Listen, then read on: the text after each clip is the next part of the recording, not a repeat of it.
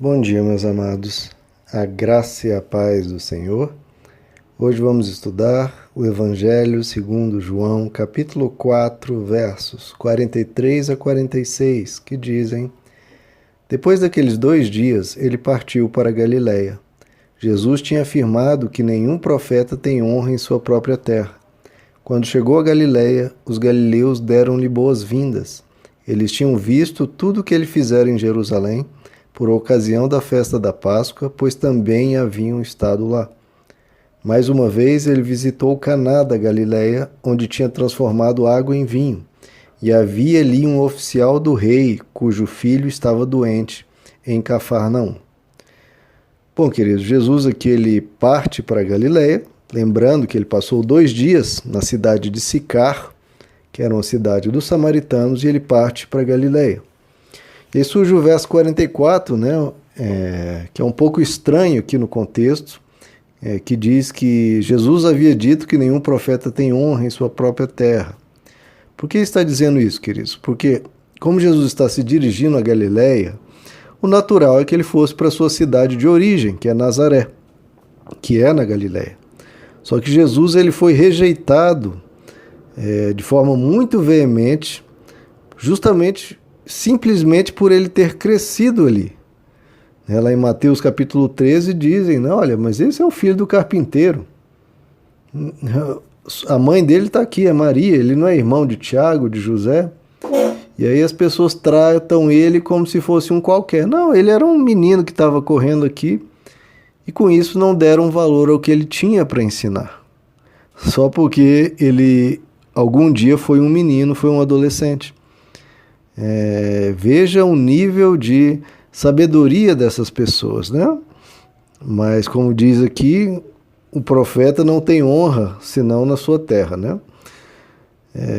O que é horroroso, né? Que a gente dê valor justamente àqueles que são do nosso meio, né? Que o marido dê valor para sua esposa, que a sua esposa dê valor para o seu marido, né? Muitas vezes quando a esposa, um filho ou um parente muito próximo está passando por um problema e aquela pessoa tem uma certa sabedoria, um certo conhecimento da palavra e tenta passar um ensino com todo o amor, aquela pessoa rejeita como, eu te conheço, você tem um monte de defeito e ainda quer me ensinar? Meu irmão, o que tem a ver uma coisa com a outra? Você vai rejeitar um ensino porque aquela pessoa tem defeitos que você conhece? Ora, que você ensine aquela pessoa quando ela estiver errando, mas agora quem está com um problema é você, então receba o ensino. Né? Que a gente possa ouvir as pessoas no que elas têm de sabedoria para nos dar, né? Porque na multidão de conselhos você encontra muita sabedoria.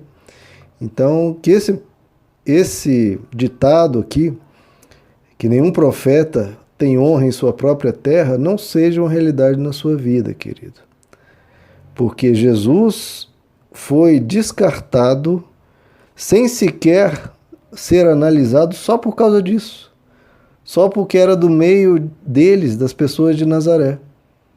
Veja, eles descartaram o próprio Deus por causa de um preconceito absolutamente tolo.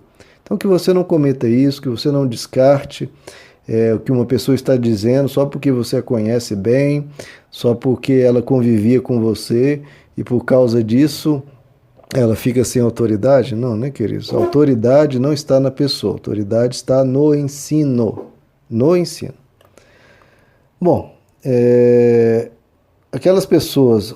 Bom, Jesus não foi para Nazaré, foi para outras regiões da Galiléia, e aqueles galileus deram-lhe boas-vindas, porque haviam visto o que Jesus fez em Jerusalém. Né? Lembrando que na festa da Páscoa, todos os judeus de todas as cidades, né, iam para Jerusalém para celebrar a festa.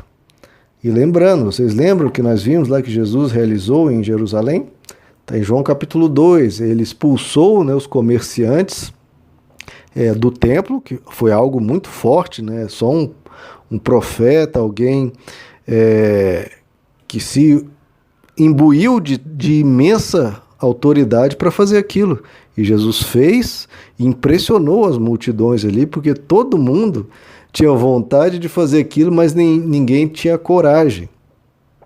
Jesus expulsou aqueles desonestos, aqueles corruptos. E além disso, ele fez muitos sinais, como diz no verso 23 do capítulo 2, né? Que estando ele em Jerusalém, muitos viram os sinais que ele fazia e creram nele. Então, também Jesus realizou diversos milagres lá e provavelmente alguns desses galileus, ou muitos deles, viram o que Jesus fez.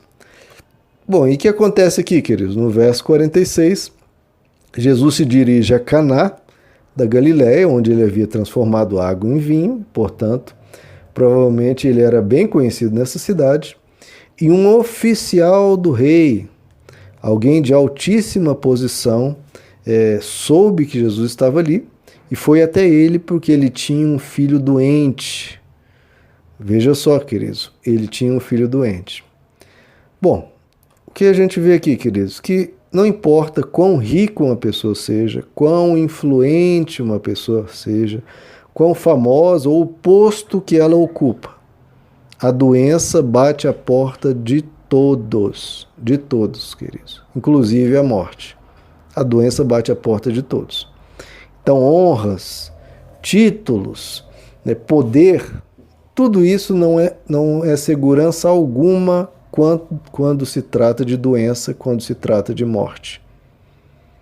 Você pode ter a mais elevada posição, pode ter uma riqueza, uma fábula de dinheiro. Nada disso é garantia alguma contra doenças e principalmente contra a morte. Quando bate a porta, queridos, de qualquer pessoa, a doença ou a morte, os homens, mesmo os mais elevados, eles pedem socorro a Deus, né? E tem que pedir muito humilde, muito humilde. No Salmo 50 diz: invoca-me no dia da angústia, eu te livrarei e tu me glorificarás. Então, no dia da angústia, no dia que você vê que não tem meios de resolver aquilo, vá até Deus. No dia da angústia, invoca-me, eu te livrarei. Deus faz essa promessa, Ele nos ajuda na angústia, queridos. Ele nos ajuda, e a nossa resposta quando Ele nos ajuda é glorificá-lo, é agradecê-lo, é dizer que Ele realmente esteve presente e que Ele nos ajudou. Essa é uma sabedoria. Vá até Deus. Quando precisar, vá até Ele. Ele está sempre de braços abertos. No Salmo 78, verso 34, veja o que diz: quando Ele os fazia morrer, então o procuravam, arrependiam-se e de madrugada buscavam a Deus. Queridos, a doença e a morte muitas vezes são instrumentos que Deus utiliza para despertar a mente humana, despertar o ser humano do sono espiritual, fazer eles acordarem para o óbvio, que é a morte virá até todos. Você que está me ouvindo, você vai morrer. Você vai ter um ataque do coração, você pode ser atropelado, pode ter um câncer, enfim, você vai morrer. Ah, mas e Jesus voltar? Tá, meu irmão, se voltar, isso é uma exceção. A gente não sabe quando ele vem. Agora, ele pode voltar para qualquer um de nós, inclusive hoje. E diante disso, queridos, nós só temos uma solução, que é Jesus Cristo. Só quem está nele nunca morrerá. Então Deus utiliza desses instrumentos muitas vezes, e Ele faz isso com o intuito de salvar essa pessoa e de levá-la para a glória eterna. Então, busque Ele sem essa necessidade. Busque Ele de coração aberto, sem precisar acordar, que você acorde por si próprio, pela própria palavra.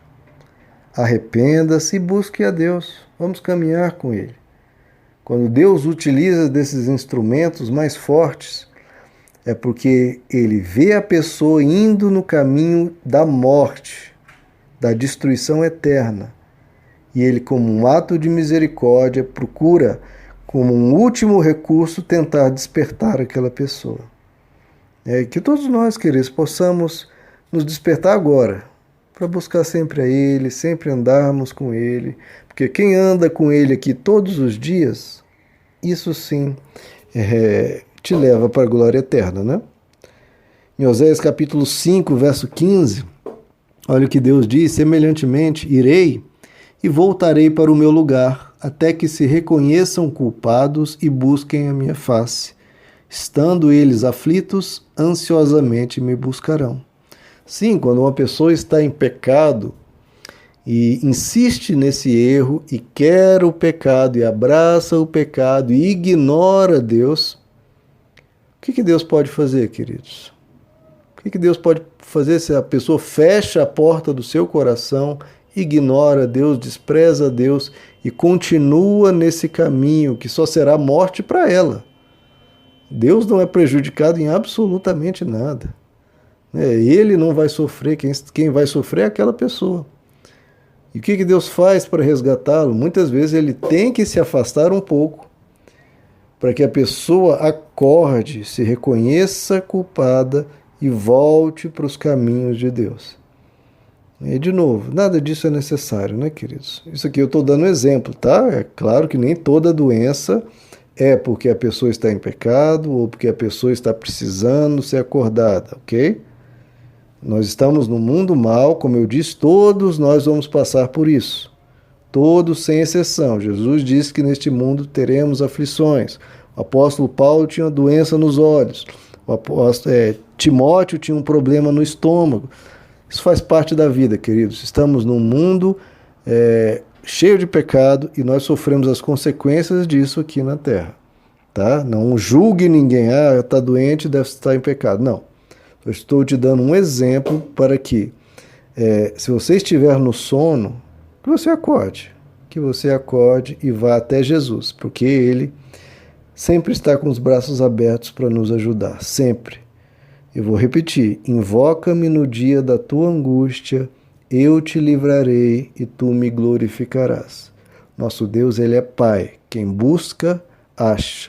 Quem pede, recebe. Quem bate a porta, abrir-se-lhe-á. Isso é uma promessa. Ele recebe a todos. Claro que Ele vai conduzir de acordo com a sua sabedoria, com a sabedoria que Ele tem. Mas Ele vai receber a todos, vai ouvir a todos.